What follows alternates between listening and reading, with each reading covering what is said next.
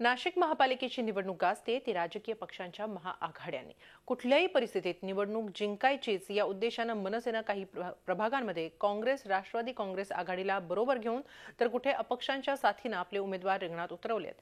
त्यामुळे या राजकीय खिचडीची सर्वत्र खमंग चर्चा सुरू आहे।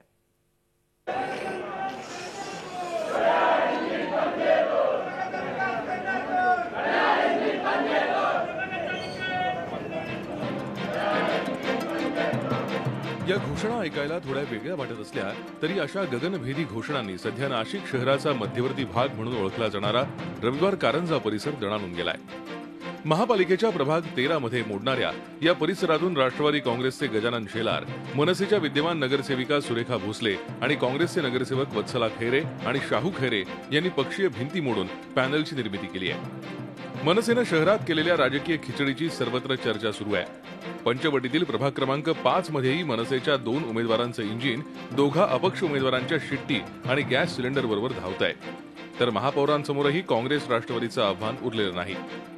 राजकीय खिचडी असं म्हणणार नाही, शेवटी काही ठिकाणी तुम्हाला काय असतं, काही सन्मानजनक तोडगे काढायला लागतात। लक्षात ठेवा, शेवटी आम्ही एवढंच बघितलेलं आहे की आम्ही जे उमेदवार देतो ते तरुण, नौखे आणि त्याचबरोबर अनुभवी असे असले पाहिजे आणि ते कुठल्याही परिस्थितीत पक्षाला चांगल्या प्रकारे विजयाचं गणित कशा प्रकारे पूर्ण करता येईल हा विचार त्यामागचा आहे। राजाला साथ द्या असं गाणं गात मनसेनं भावनिक साथ घातली आहे, कारण मनसेच्या नाशिकच्या गडावरचे 26-27 शिलेदार त्यांच्या राजाला सोडून निघून गेलेत। महापालिकेच्या 122 जागाही मनसे लढवू शकत नाहीये। मनसे या महाआघाडीला खिचडी मानत नाही।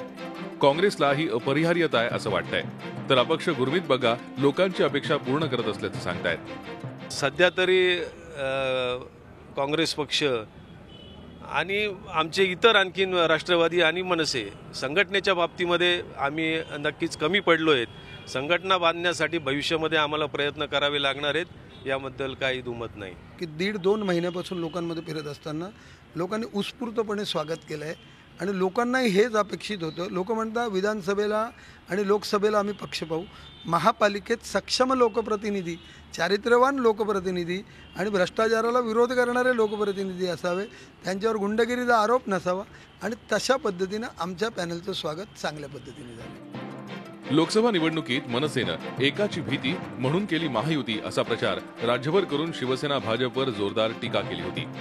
ज्या काँग्रेस राष्ट्रवादी काँग्रेसचे राज ठाकरे वारंवार वाभाडे काढायचे, त्यांच्याशीच आज मनसेला महाआघाडी करण्याची वेळ आली आहे। मुकुल कुलकर्णी, झी मीडिया, नाशिक। झी 24 तास रहा एक पाऊल पुढे।